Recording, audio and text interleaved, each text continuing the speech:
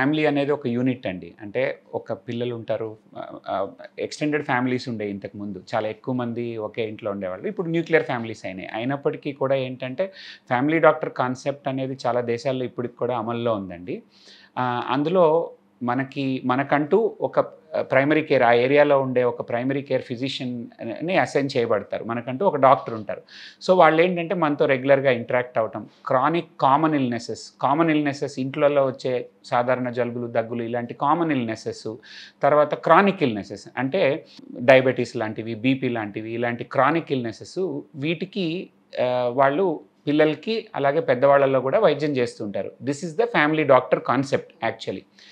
రాను రాను ఏమవుతూ పోయింది అంటే ఈ స్పెషలిస్ట్స్ ప్రతి ఫీల్డ్‌లో కూడా మోడర్న్ మెడిసిన్ బాగా ఎక్స్‌పాండ్ అయ్యేసరికి ప్రతి ఫీల్డ్‌లో స్పెషలిస్ట్స్ వీటంతా అవైలబుల్ అవ్వడం మొదలుపెట్టేసరికి సమ్‌వేర్ ఆ కాన్సెప్ట్ అనేది మరుగున పడిపోయింది. ఇంతకుముందు రోజుల్లో ఒక్క కారణం ఏంటి అంటే ఎక్కువగా డాక్టర్స్ అవైలబుల్ ఉండేవాళ్ళు కాదు. తక్కువ మంది డాక్టర్స్ ఉండేవాళ్ళు. సో ఎక్కువ మంది పాపులేషన్ ఆ ఒక్క డాక్టర్ దగ్గరికే రెగ్యులర్‌గా వెళ్తూ ఉండటము అనేది జరిగేది. సో తెలియకుండానే మన వాళ్ళు ఏంటంటే ఆయన మా ఫ్యామిలీ డాక్టరు, మా డాక్టర్ అనేవాళ్ళు. కానీ ఇండియాలో as such family doctor concept అనేది ఎస్టాబ్లిష్డ్‌గా లేదు. ఈ మధ్య కొన్ని కోర్సులు అంటే ఫ్యామిలీ మెడిసిన్ అని ఇలాంటి కోర్సెస్ వస్తున్నాయి. వీటిలలో ఏంటంటే స్పెషలైజేషన్‌కి పోకుండా ఇంట్లో ఉండే చిన్నపిల్లలకి గానీ, పెద్దవాళ్ళకి గానీ, ఆడవాళ్ళకి గానీ కామన్ ఇల్‌నెసెస్‌కి ట్రీట్మెంట్ చేయటం.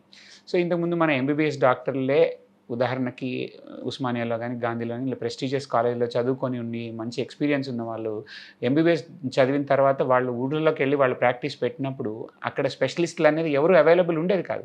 సో అంటే మనకది అవసరం. సో ఒక ఎంబీబీఎస్ డాక్టర్ అనే ఆయనే గైనకాలజీ ప్రాబ్లమ్స్ గానీ, చిన్నపిల్లల్లో వచ్చే సమస్యలు గానీ, పెద్దవాళ్ళలో వచ్చే సమస్యలని అన్నిటిని వైద్యం చేసేవాళ్ళు. సో అలా ఉండేది. సో ఆ పరిస్థితి క్రమంగా మారుతూ ఇప్పుడున్న ప్రెజెంట్ సిట్యుయేషన్‌కి వచ్చేసింది. సో ఒక ఫ్యామిలీ డాక్టర్ ఉంటే ఏమి అడ్వాంటేజెస్ ఉంటాయి అని మనం మాట్లాడుకుంటే గనక ఫ్యామిలీ డాక్టర్ ముఖ్యంగా మనకి అంటే మనం రెగ్యులర్‌గా వెళ్లి కలుస్తూ ఉంటాం. సో మన ఇంటిల్లపాది వ్యక్తులు పరిచయం ఉంటారు.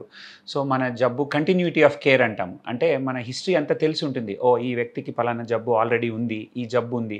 కొత్తగా వెళ్ళినప్పుడు మనం వేరే డాక్టర్‌ని ఎవరినైనా కలిసినప్పుడు మన పాస్ట్ హిస్టరీ చెప్పుండకపోవచ్చు. మనకు పలానా మందు పడుతుంది, పడదు అనే విషయం మనం డాక్టర్‌కి చెప్పుండకపోవచ్చు. సో వాళ్ళకి తెలిసి ఉండకపోవచ్చు. సో ఇలాంటి మెడికల్ ఎర్రర్స్ అనేవి జరిగే అవకాశం ఉంటుంది. అదే ఫ్యామిలీ డాక్టర్ ఎప్పటినుంచో ఒక వ్యక్తి మనకి వైద్యం చేస్తూ ఉంటే మనకి మన బాడీ ఏ మందులు పడతాయి, ఏ మందులు పడవు, లేకపోతే మనకి ఇంతకుముందు ఏ వ్యాధులు వచ్చాయి, పాస్ట్ హిస్టరీ అంటాము. లేదా మన అలవాట్లేంటి. ఇప్పుడు దగ్గరలో ఒక 2-3 వేల మందికి ఒక డాక్టర్ ఉండి క్రమం తప్పకుండా వాళ్ళ దగ్గరికి వెళ్తూ ఉన్నారనుకోండి. ఓకే, వీళ్ళు ఆల్కహాల్ తీసుకుంటారా, స్మోకింగ్ చేస్తారా, వీళ్ళకి ఇంకా ఏ హ్యాబిట్స్ ఉన్నాయి, వీళ్ళ కుటుంబ పరిస్థితులు ఏంటి, వీళ్ళ ఫైనాన్షియల్ కేపబిలిటీస్ ఏంటి, ఇవన్నీ కూడా వాళ్ళకి ఎంతో కొంత అవగాహన ఉంటుంది. సో మెడిసిన్ అనేది టైలర్డ్‌గా ఇవ్వబడుతుంది.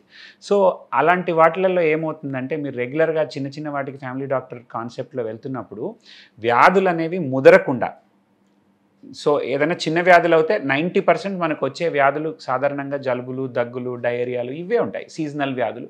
వీటికి సింపుల్ కరెక్ట్ టైంకి డాక్టర్ దగ్గరికి వెళ్ళి చూపించుకుంటే సరిపోతుంది. అది అక్కడితోనే అయిపోతుంది. దానికేం పెద్ద డాక్టర్ల దగ్గరికి వెళ్ళాల్సిన అవసరం లేదు. కొన్ని సందర్భాల్లో మామూలు జలుబు న్యూమోనియాగా మారింది. దాన్ని ఎర్లీగా ఐడెంటిఫై చేసినప్పుడు it will save lot of money save చేస్తుంది, టైం సేవ్ చేస్తుంది ఇన్ టైం వెళ్ళినప్పుడు. అది మనం ఫ్యామిలీ డాక్టర్ కాన్సెప్ట్‌లో it can save us lot of time and energy and money. And అదేవిధంగా ఇప్పుడు వాళ్ళ ఫ్యామిలీ డాక్టర్స్ అనేవాళ్ళు ఉన్నప్పుడు ఏంటంటే మనం ప్రతిదానికి టెర్షరీ కేర్. ఇప్పుడు టెర్షరీ కేర్ అంటే ఉదాహరణకు గవర్నమెంట్ సెటప్‌లో తీసుకుంటే మనకి ఉస్మానియా, గాంధీ ఉంది.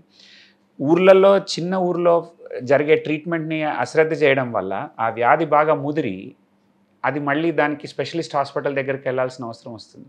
So family doctor concept, primary health care centre concept, తర్వాత డిస్ట్రిక్ట్ లెవెల్‌లో హాస్పిటల్స్ కరెక్ట్‌గా ఉంటే టెర్షరీ హాస్పిటల్స్‌లో సాధారణ జబ్బులకి జాయిన్ అయ్యే పేషెంట్లు అంటే అట్లాంటి వాళ్ళకి బెడ్‌లు దొరకకుండా పోయే సందర్భాలు కూడా చూస్తూ ఉంటాం మనం.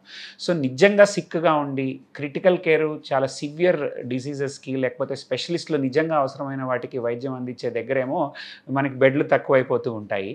సో ఇలా జరుగుతుంది. So the concept of family doctor and the concept of primary health center and district level health centers being వాటిని అందరినీ డాక్టర్లు కానీ ఫెసిలిటీస్ కానీ అవైలబుల్ ఉండటం వల్ల వచ్చే అడ్వాంటేజెస్ అవి. ఫ్యామిలీ డాక్టర్ కాన్సెప్ట్ లేకపోవడం వల్ల ఇంపాక్ట్ ఏంటంటే డాక్టర్ పేషెంట్ రిలేషన్షిప్ అనేది ఏర్పడదు. మనం ప్రతిసారి ఒక జలుబు వస్తే పల్మనాలజిస్ట్ దగ్గరికి, ఛాతీ నొప్పి అనిపిస్తే కార్డియాలజిస్ట్ దగ్గరికి, ఇలా ప్రతిసారి ఒక స్పెషలిస్ట్ దగ్గరికి లేకపోతే మనం వెళ్తున్నప్పుడు ఒకటి సమయం వృధా అవుతుంది. ఒక్కళ్ళు సిక్ ఉంటే ఇంట్లో వాళ్ళని తీసుకెళ్ళటానికి ఇంకొకళ్ళు వెళ్ళాల్సి వస్తుంది. సో ప్రొడక్టివిటీ తగ్గుతుంది, సమయం వృధా అవుతుంది, డబ్బులు ఖర్చు అవుతాయి. వాళ్ళ ఊర్లో స్పెషలిస్ట్ అవైలబుల్ లేకపోతే వేరే దగ్గరికి వెళ్ళాల్సి వస్తుంది. అక్కడ ఉండటం వల్ల వాళ్ళు ఉండడానికి కానీ, వసతి కానీ, మళ్ళీ హాస్పిటలైజేషన్ కానీ, వీటన్నిటికీ కూడా ఖర్చులు ఉంటాయి. So there are many advantages of being having a family doctor and having a regular doctor.